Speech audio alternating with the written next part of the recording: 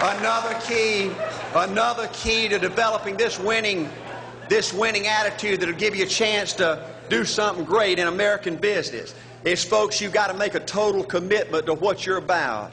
Do you know the American people have lost their toughness? They've lost their ability to make a commitment. See, folks, in trying to win in business, you're just going to have so many false starts. You think you get it going time after time, and you just get knocked back to ground zero. And it's your ability to compete, to pick yourself up off the mat one more time, to go for it one more time, that's going to determine success or failure. You know, we've got a divorce rate in America some 50% right now. You know, it just seems like that people that go in business today, they have an attitude, well, I'm going to stick my toe in it.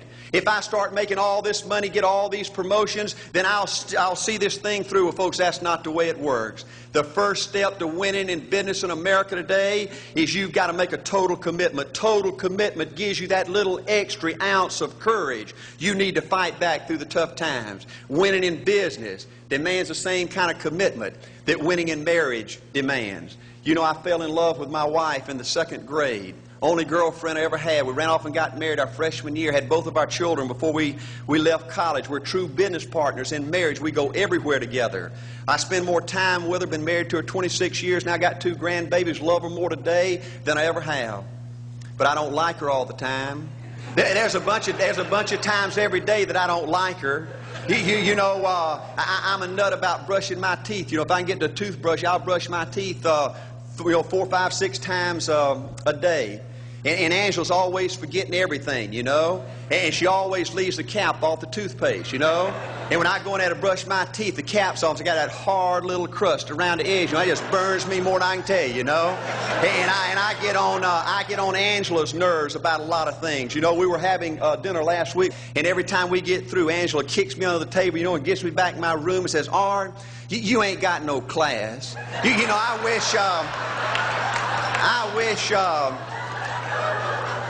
I wish, Art, you could learn to eat with your mouth closed, you know.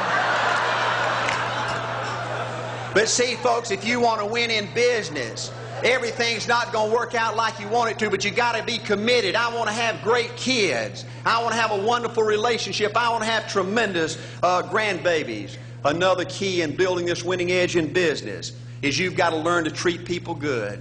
Another thing that these universities pollute America corporations with is this attitude: you better not get to know your employees. You better not become friends or get to know the spouse or the children of the employees, because you might have to fire them, you might have to reassign them. And if you're close friends, you can't manage people in a tough-minded way. Bull.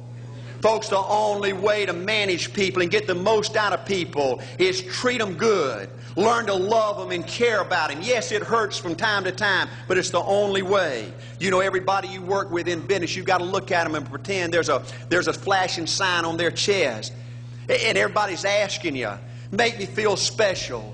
Make me feel important. Say something good to me. I want to be somebody. Another key of winning in business in America today is, folks, you've got to establish the right kind of priorities.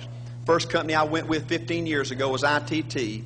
When I was out there struggling, dying every day, wanting to quit and go back in coaching 1,000 times, my first heroes in this business were vice presidents at ITT making $40,000 or $50,000 a year. And I said, man, if I could ever get to be that kind of person, it'd be a dream come true. I couldn't want any more out of life. A few years later, I earned the right to get promotions to that level and found so many of my heroes in business, their personal lives were a disaster. They were alcoholics and divorced 3 and 4 and 5 times. I just read an article by the author of In Search of Excellence, and I saw where he says, I can't find evidence of any successful business person in America that's not tunnel vision, that just doesn't give everything to business. Folks, I said back then, 15 years ago, that if that's the price you've got to pay to win in business, it's not worth it. 15 years later, a multimillionaire. Folks, I can stand and preach to you that you can't separate your personal life from your business life. God's got to come first. Your family's got to come second. And business has got to come third. And I believe if you have a lousy spiritual life and a lousy personal life, long range, it's going to be devastating to your business. Another thing in building this winning attitude.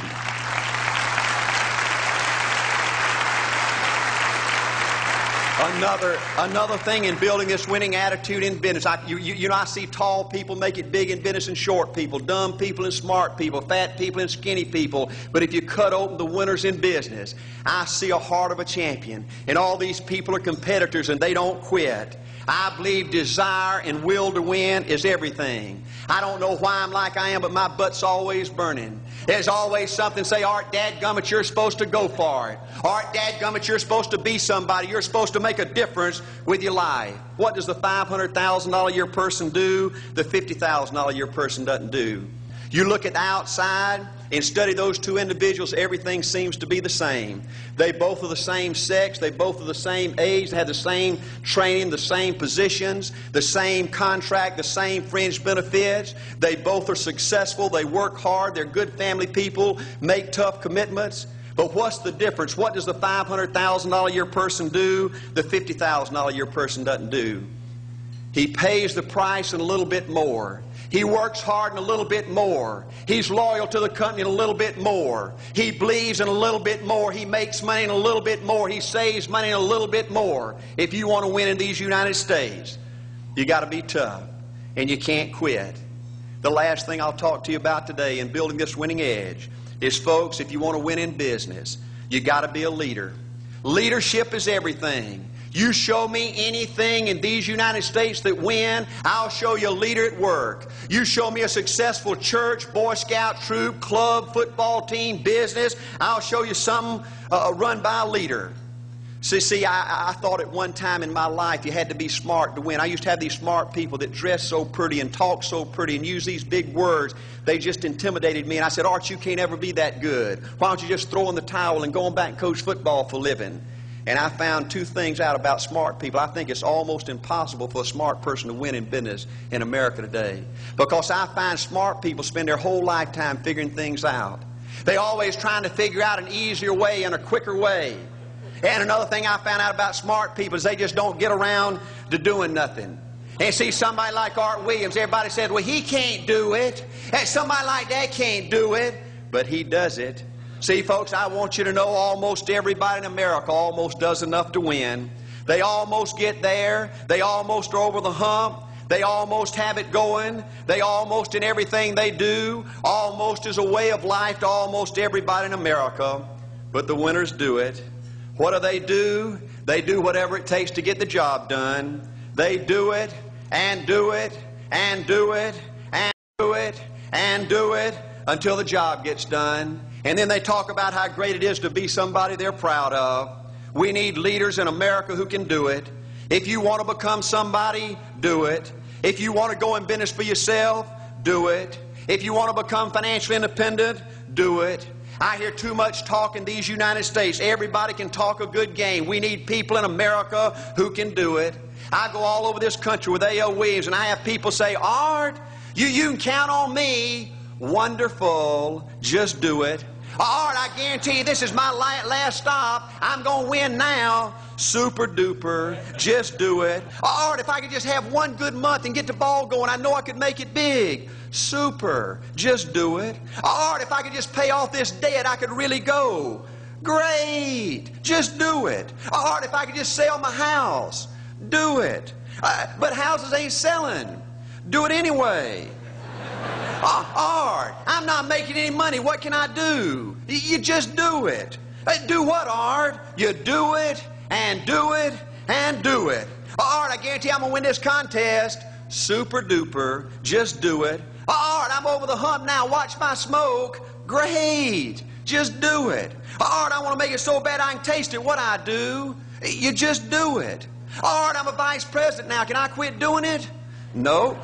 Art, I don't know if I can keep on keeping on. I'm really hurting. What I do? You just do it.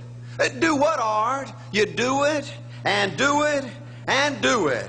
Art, all my life I wanted to be somebody important.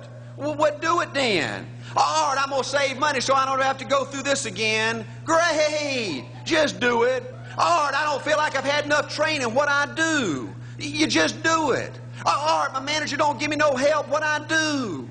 You just do it.